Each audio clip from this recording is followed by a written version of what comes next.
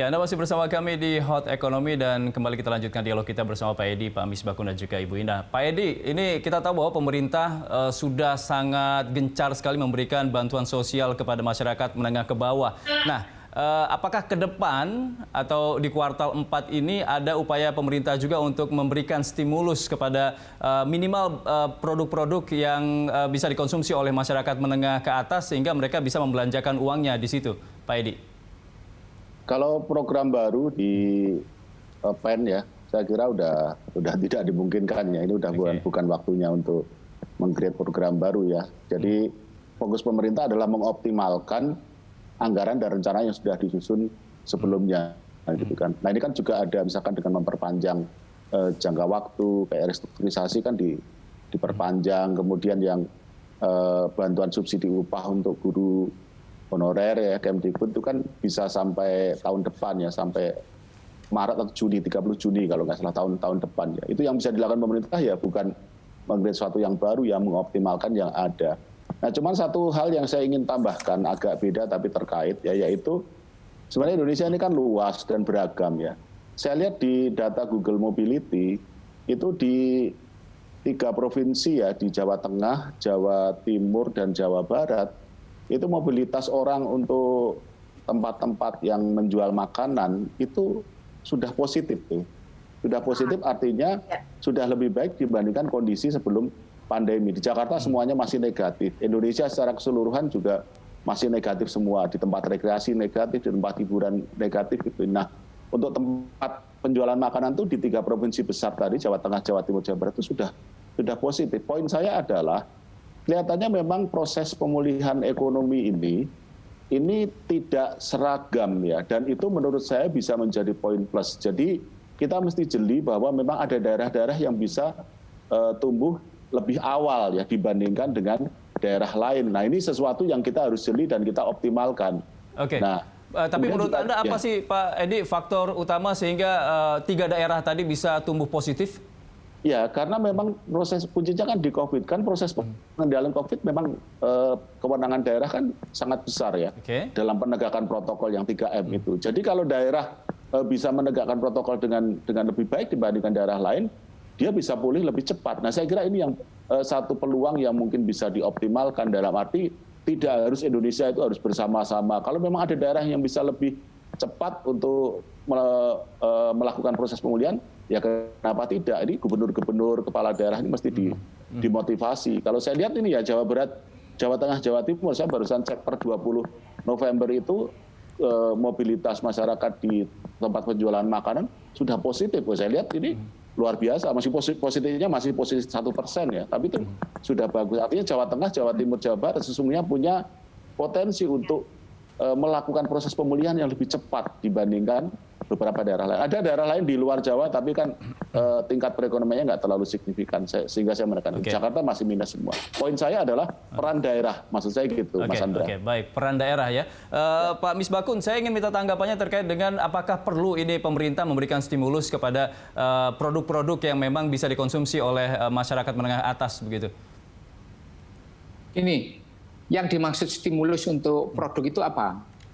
Karena kalau dari sisi dunia usaha, dari sisi dunia usahanya, produsennya kan sudah diberikan stimulus dalam bentuk restrukturisasi terhadap pinjaman mereka. Produk apa yang akan itu? Ini kan yang harus kita definisikan. Produk apa yang akan itu? Ada wacana misalnya mobil akan dihapuskan pajak penjualannya. Betul. Kemudian Menteri Keuangan kan masih mempertimbangkan dan kemudian memutuskan untuk tidak setuju dengan penghapusan itu. Pak Misbakun, karena akan memberikan konstruksi yang lebih berat. Disampaikan oleh Dirjen Anggaran Kementerian Keuangan, Pak Askolani mengatakan bahwa salah satu faktor yang memang saat ini masih sulit belum terserap oleh masyarakat menengah ke atas adalah faktor penerbangan dan juga perhotelan, pariwisata begitu. Nah ini masih banyak kendalanya begitu. Perlu nggak ini ada stimulus tambahan? Gini, penerbangan sudah banyak dibantu oleh pemerintah, banyak dibantu. Bahkan harga tiket juga sudah disubsidi, ya kan? Rapid test untuk mereka sebelum terbang sudah disubsidi.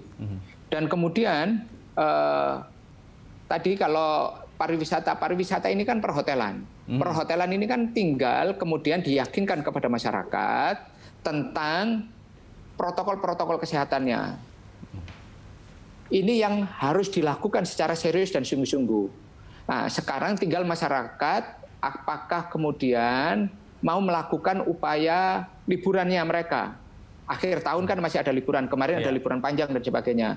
Sebenarnya kalau dilihat dari sisi misalnya contoh wilayah Jakarta dan sekitarnya, misalnya wilayah Jawa Tengah, Jogja mengalami tekanan tapi orang masih melakukan aktivitas. Kemudian Jakarta, Puncak, Bandung dan sebagainya ketika libur panjang orang melakukan aktivitas. Ya, memang itu bisa dianalisa dari Google Analytics mengenai Google Activities. Itu aktiviti mereka itu bisa dipantau dari pergerakan telepon seluler mereka seperti apa. Nah, kembali kepada tadi, apakah produk-produk ini perlu diberikan stimulus? Banyak stimulus yang diberikan oleh pemerintah dari sisi perpajakan. Dari sisi perpajakan, alat-alat kesehatan, farmasi, kemudian masker dan sebagainya, impor, PPN dan sebagainya banyak dibantu oleh pemerintah.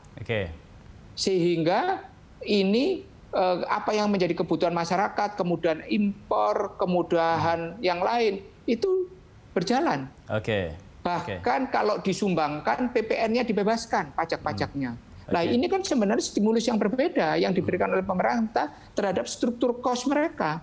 Nah inilah kalau menurut saya memang situasi ini kalau kita membandingkan situasi yang sudah kita mengalami konstruksi sangat dalam, kemudian kita sebelumnya mengalami pertumbuhan yang positif, stabil secara jangka panjang, kemudian kita mau suddenly, ini kan sulit.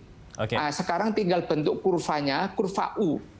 Sekarang semua orang sudah tidak mungkin lagi membicarakan kurva yang sifat bentuknya V, tapi kurvanya U. Nah, U-nya seberapa panjang? Inilah yang kemudian yang harus kita pikirkan. Seberapa panjang, dan kemudian U-nya itu seberapa cepat, kemudian baliknya menjadi positif kembali. Lah inilah mau tidak mau memang ini menjadi sebuah upaya persuasi yang tidak boleh kita membuat kita bosan. Menganjurkan orang untuk belanja, menganjurkan orang untuk bepergian, menganjurkan orang untuk kemudian lebih banyak melakukan kegiatan-kegiatan aktivitas di luar rumah.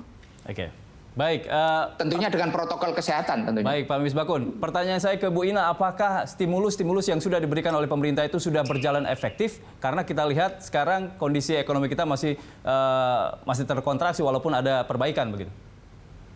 Ya, sebetulnya stimulus itu belum banyak dipergunakan atau dirasakan oleh penggunanya ya, oleh kita sebagai konsumen. Karena itu tadi mereka masih belum ada keyakinan masalah keamanan dari COVID itu gitu. Jadi satu hal yang menurut saya perlu diperhatikan itu adalah bagaimana pemerintah tidak boleh bosan itu terus memperhatikan juga pantauan. Jadi di mana gitu lokasi-lokasi yang selalu banyak yang didatangi gitu ya, misalnya pariwisata atau daerah-daerah tujuan wisata, mallnya di mana saja gitu. Nah itu harus terus dipantau. Jadi sehingga jangan sampai ada kedengaran dari lokasi itu ada yang kena gitu ya. Jadi memang sekarang kan mereka juga yang masuk dibatasi. Jadi sebenarnya mereka sudah melakukan itu semua dan saya merasa agak yakin ya. Karena memang tadi seperti yang Pak Misbakun katakan bahwa ini kurvanya itu akan naik pelan-pelan dan ini sudah terlihat gitu ya, pelan-pelan itu sudah mulai menaik gitu. Memang kita nggak bisa langsung positif gitu, nggak bisa. Memang ini kontraksinya ada pendangkalan dari kontraksi gitu ya. Tapi ini sudah menunjukkan ke arah kebaikan. Nah ini yang harus mulai disadari oleh masyarakat banyak maupun dunia usaha bahwa nggak bisa lepas gitu dari COVID ini, tapi kita nggak bisa nunggu vaksin gitu. Jadi tetap kita harus tetap jaga jarak yang 3M itu gitu. Ya, baik. Kuncinya juga adalah kesadaran masyarakat. Ketika pemerintah terus meyakinkan masyarakat, tapi masyarakatnya tidak sadar-sadar akan fungsi dari protokol kesehatan, maka akan sulit untuk segera pulih ekonomi kita, begitu Bu Ina ya? Ya, jadi mereka yang nggak pakai itu ditolak gitu. Masuk hotel ditolak, restoran ditolak, begitu aja. Jadi memang harus tegas juga gitu ya. Baik, Bu Ina, Pak Misbakun dan juga Pak Edi, terima kasih banyak sudah bergabung di Hot Economy. Waktu kita sangat terbatas. Pemirsa, sampai di sini kebersamaan kita dalam Hot Economy. Jangan lupa saksikan serial diskusi Economic Outlook 2021 yang diselenggarakan oleh Berita 1 Media Holding mulai 24 hingga 26 November 2020. Sejumlah menteri bidang ekonomi akan hadir sebagai pembicara. Event ini dapat Anda simak melalui berita1.com, YouTube dan Facebook Berita 1 mulai pukul 9.30 hingga 17.30 waktu Indonesia Barat. Saya Andra Lesmana mewakili seluruh kerabat kerja yang bertugas undur diri. Terima kasih, sampai jumpa.